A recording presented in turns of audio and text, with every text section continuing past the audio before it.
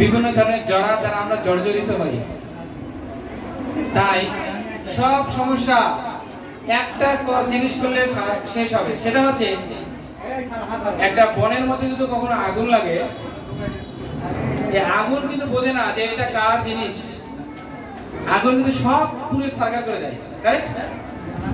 ঠিক তেমনি এই শুদ্ধ কৃষ্ণ ভক্তি সব কিছু ভ্যানিশ করে দেয়, সব।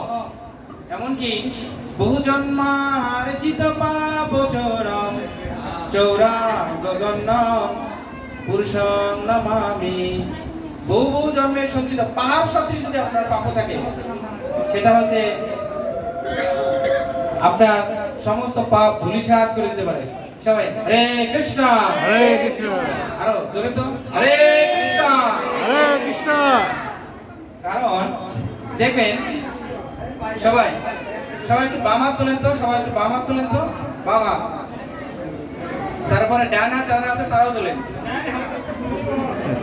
আচ্ছা, এবার একটু এভাবে তালি দেবেন।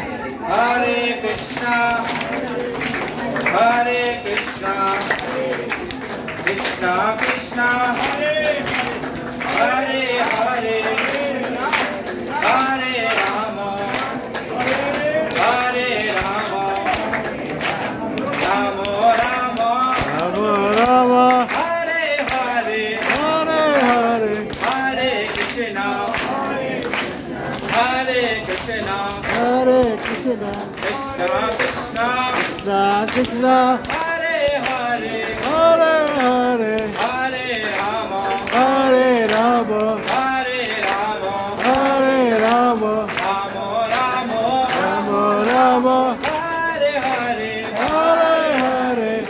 মনে করেন একটা গাছ থেকে হাজার হাজার মেসের কাঠি বেরোতে পারে না? একটা গাছ থেকে, একটা গাছ অনেকগুলো মেসের কাঠি বেরোতে পারে। আবার একটা মেসের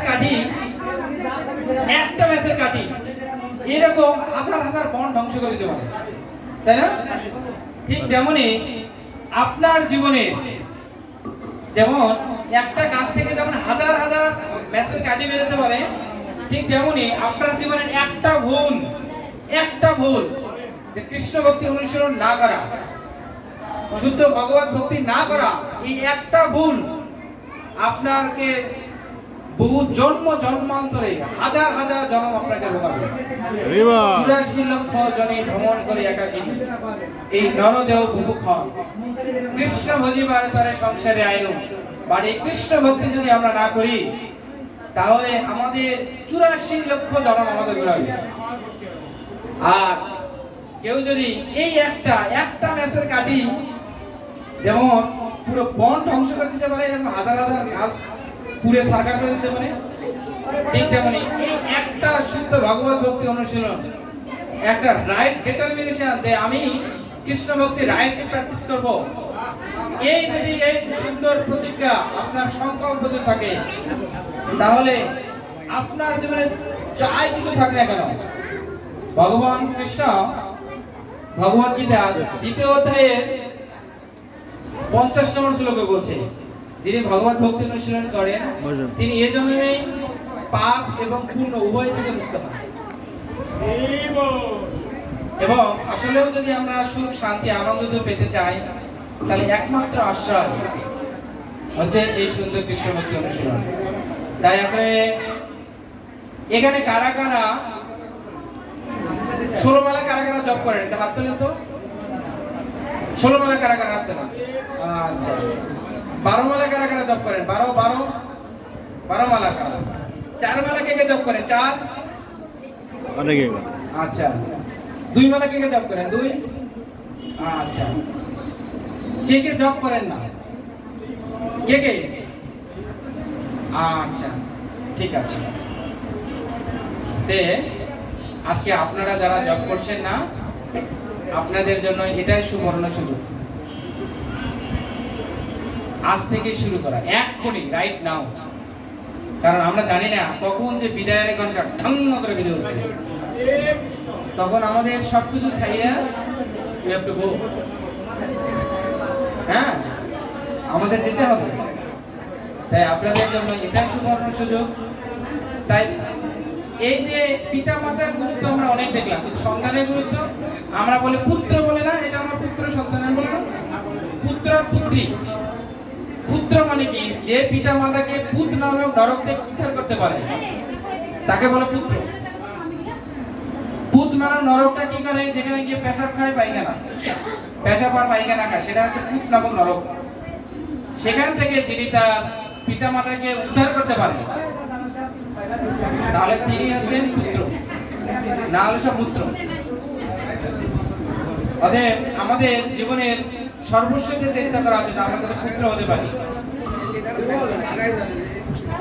একজন ব্যক্তি, সবাই হরে কৃষ্ণ হরে কৃষ্ণ। একজন ব্যক্তি গর্তের মধ্যে পড়ে গেছে, গর্তের মধ্যে। তাকে যদি কেউ তুলতে চায় তাহলে কি করতে হবে? তার চেয়ে বেশি শক্তিশালী হতে হবে। তাকে যদি তুলতে চায় ওখান থেকে, গর্ত থেকে, তাতে বেশি শক্তিশালী হতে হবে। না হলে কি হবে? ওকে তুলতে চায় তাহলে কি হবে? সেও কি হবে? গর্তের মধ্যে পড়ে যাবে। ঠিক তেমনি আসলেও যে আমি আমার মা বাবাকে যে পুত নরক থেকে তুলতে চাই, তাহলে আমাকে তাদেরকে বেশি ভালো কৃষ্ণ ভক্তি অনুসরণ করতে হবে, আরো বেশি শক্তিশালী হবে, স্পিরিচুয়ালি অনেক পাওয়ারফুল হতে হবে। তাহলেই না আমি তাদেরকে উদ্ধার করতে পারবো। না হলে কি হবে? ওই পিতা মাতা পুত্র নরকে পড়ে পেশাব পায়খানা করছে, আমি মনে করি ওখানে পড়ে যাবো। তাই এটাই আমাদের গোল্ডেন অপরচুনিটি। কারণ বহু জন্মের পরে, সবাই বলে বহু জন্মের পরে, বহু জন্মের পরে, একসাথে বহু জন্মের পরে, বহু জন্মের পরে, হরি ভজিবার তরে, হরি ভজিবার তরে পৃথিবীতে আসে জীব, পৃথিবীতে আসে যে মনুষ্য আকার ধরে, মনুষ্য আকারে ধরে। তাহলে বহু জন্মের পরে হরি ভজন করার জন্য পৃথিবীতে আসে জীব, এর হিউম্যান ফর্ম অফ লাইফ নিয়ে। তার মধ্যে সেই হতভাগা যে না লয় সেই সুযোগ, জন্ম জন্মান্তরে পায় শুধু দুঃখ, জন্ম জন্মান্তরে দুঃখ পেতে চায়। তাই ভক্তিবিনোদ ঠাকুরেরা বলেছেন যে দেখো, না শুনিলি তুই সাধুর কথা, ইহকাল তো গেল, পরকালও গেল। কারণ আমরা এ জন্মে যা কিছু ভোগ করছি বা যা কিছু প্রাপ্তি লাভ করছি, এটা আগের জন্মের ফল। এ জন্মে যা কিছু করছি পরের জন্মে ভোগ করবো। তাই বলছে, না শুনিলি তুই সাধুর কথা, ইহকাল পরকাল দুকাল খাওয়ালি মন, খাওয়ালি আপন মাথা। মরণের পরে নিজের মাথা খাওয়া লাগবে, ঠিক আছে? অনেকে মাছের মাথা, কিসের আলো, কিসের মাথা খায়।